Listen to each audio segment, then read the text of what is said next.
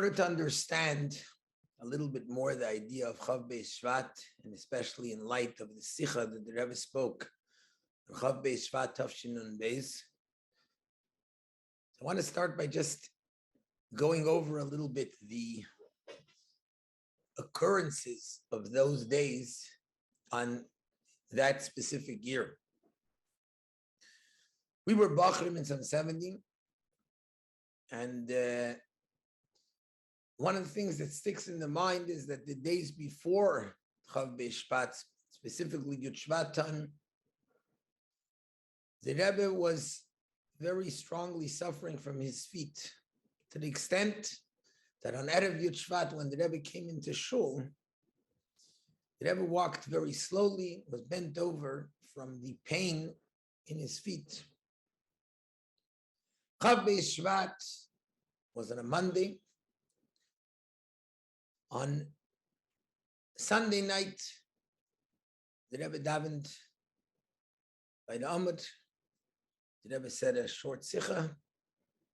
Monday night, the Rebbe was by the oil the entire day, meaning not eating and standing the whole day by the oil. And Monday night, the Rebbe gave out a kuntres, Chav Beis Shvat, which was a pink kuntres together with a $5 bill and a piece of lekach. And the Rebbe gave it to everyone, men, women, and children. And the Rebbe stood for hours, and this is talking about after standing the entire day by the oil. The Rebbe stood for hours, giving out the kuntres to the extent that the doctor sent a few times people to check and see how it's going. And I remember two things. The sikha that the Rebbe spoke that night was so strong and powerful that it sounded like one of the sikhas from the earlier years. The way the Rebbe said it, the voice with which the Rebbe said it. And then, after standing for hours giving out the kuntres of Chav Beis Shvat, the Rebbe walked out of the shul, out of 770. And like we said, in those days before that, you could see the Rebbe was walking slowly, etc. And here, when the Rebbe walked out of 770, the Rebbe walked so fast that there was a gartel the Rebbe was wearing, apparently a gartel under the kapata. In addition to the gartel on top, there was another gartel. And from the swift walking, the gartel fell to the floor, and the Rebbe bent down to pick it up. It was something where one can see, not just by knowing and by believing and by emunah, but it was something which we were able to see with our physical eyes. How specifically at a time like this, when the Rebbe is giving to Chassidim, and when the Rebbe is standing, etc., the koyach, the physical strength that is added as a result, is something which is unbelievable. We know that the idea of the feet, we are the Rebbe's feet. As it says, Sheish miyos elef ragli amasher anechi b'kir by Moshe Rabbeinu, and the Moshe of every generation is the head, and we are the feet of Moshe Rabbeinu. When there's something lacking in the feet, when there's lacking in the connection between the feet and the head, then that sometimes even affects the head. And nevertheless, the moment that the connection is strengthened, specifically because the head strengthens that connection and the feet respond, then there's also a connection and a power that comes even stronger in the head itself. We know that Chav Beis Shvat was the stalkos of the Rebbetzin, and for Chassidim and for everyone, it's a day which connects to something which is a terrible thing. And yet 4 years later in Tafshin Nun Beis, the Rebbe said that every Yerida Seirech Aliyah, when there's a descent, when there's going down, then the purpose and the goal of it is in order to go to an even higher level. And the higher the Yerida, the higher the descent, the higher the Aliyah that comes as a result of it. And the Rebbe then said that when there comes such a great Yerida like the stalkos of the Neshama min Aguf, the Neshama leaves a body, it can only be for one Aliyah, which is the greatest Aliyah, the Aliyah of the Gula Mitzvah Shlema. In other words, when the Rebbetzin went up, the going up was something which was in order to bring about the greatest Ilui, to bring Mashiach, to bring this Galus of Mashiach. In the Mugadik Sikha that the Rebbe gave out, the Rebbe even brought it in a more powerful explanation. And the Rebbe said that there's 3 tkufas. There's the first tkufa that starts with the Istalkus of the Frierdiker Rebbe, or the lifetime of the Frierdiker Rebbe, up until Yud Aleph Shvat Tafshin Yud Aleph, which again is an interesting idea. And as the Rebbe says it, in fact, already in Basi Lagani Tafshin Yud Aleph, that the fact that there's a Stalkus of a tzaddik, which is in a way of Yeser, Kashe, Yeser, Michurban, Beis HaMikdash. It's even worse than the destruction of the Beis HaMikdash. The only purpose of it is in order that as a result we get to the Deira Shvi, which brings down the Shechina Lamata. In a way of Istalik, brings down Atzmos, the essence of Hashem that's above the world, down into this world, which is the purpose of creation. That's the only way that could be understood, such a thing as the Istalkus of a tzaddik. So there was the lifetime of the Frierdiker Rebbe in which he prepared the world for Mashiach, up until Yud Aleph Shvat Tafshin Yud Aleph, when then there became Mitlo HaMa'eres. There was the new Ma'eres of the Deira Shvi, which is the Yemaisa Mashiach, but even more than that, when it came Chav Beis Shvat Tafshin Memches, that as a result of that, the world became completely one. It became a new era in the idea of the coming of Mashiach. And this is that when there's sometimes a Yerida, and the greatest Yerida, we see one thing, but those with bright eyes and those who see the truth see something completely different.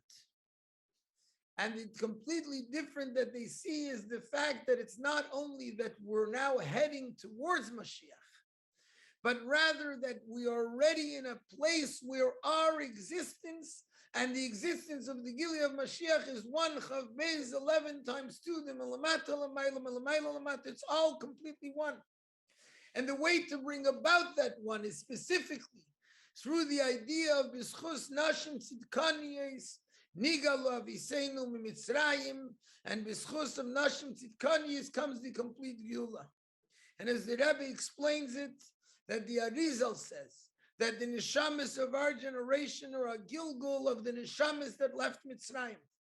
And in essence, Hashem says to the neshamas that left Mitzrayim, the Jewish women of that time accomplished once. They already accomplished Gula one time. So when Hashem wants to choose to bring Gula again, he sends those very same neshamas again, that they should now complete the mission.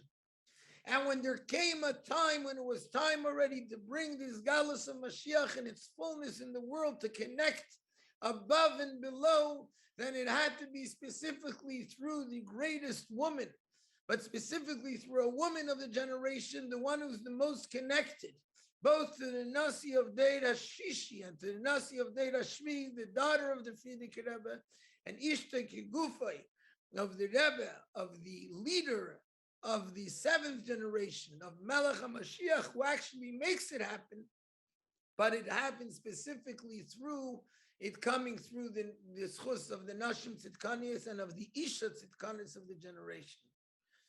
And this is the most powerful thing that we look at. We sometimes look at darkness, we look at descent, we look at a Yerida. And sometimes in our very own time, we see things and we see the darkness of the world and we say, when will this end? This must be a preparation for the coming of Mashiach. And the Rebbe says it's not only a preparation, since Yerida Tzerech Aliyah, that means the Yerida is part of the Aliyah. The lower down it goes, the more dark things are. And when it comes to a certain state, and the Rebbe can tell us that the reality is we are here. The bottom and the top are one, despite the darkness and because of the darkness. We only have to open up our eyes and we have to connect to that reality by learning about it and by understanding it and recognize it. And then we come to something which I also remember this, and this is a very telling statement, and although we don't understand and we don't claim to understand the anhagis of a Rebbe, of a Nasi Adir, but nevertheless, when it's something that we hear, and I remember standing on the table to listen to the Rebbe's davening on Shachris, and suddenly we hear as in Shachris, by the end of the bracha, right before Shemoneh Esrei, ונאמר כי פוד השם es Yaakov גולים יד חזק ממנו ברוך אתה השם גואל Yisrael. And being that we were tired after farbrengen the whole night, we were catching a seat. I didn't even have a siddur to look into. I didn't know what it says in the pasuk. I looked in the siddur afterwards. Then I just said what I heard the Rebbe saying. But the words that it says in the siddur by Shachris is Ge'aleinu Hashem Tzvayis Shemoi. And if perhaps we can try to understand at least a little bit of what we heard, the difference between Ge'aleinu is he is our Redeemer, but Kifada means he already redeemed us. And when it comes Chav Be'Shvat, and it comes a day like this, whether we see it or don't, the Rebbe sees it and sees it in a way that it causes us also to say it. Kifada Hashem es Yaakov. It's not only that Hashem is going to redeem us, Hashem has already redeemed us, and it's up to us to learn it, to live with it until be able to reveal it in the world in a way that we should all see it le'enei basar. And it's up to every single person of the generation, and especially the Nashim Tzidkanis of the generation, that despite the darkness and because of the darkness, and despite all the ideas of Yerida, in the Yerida itself, we see the greatest Aliyah. And by seeing it and experiencing it and living it and becoming more powerful in living it, we reveal it in the whole world, so that the entire world can say, Hashem yimlech li'elam va'ed v'nemar kifada Hashem es Yaakov ugi'alem yad chazak mimenu, and to make a bracha with Shemu Malchus on the seeing that we see with our physical eyes, this galus of Melech HaMashiach, Baruch Atah Hashem Goal Yisrael.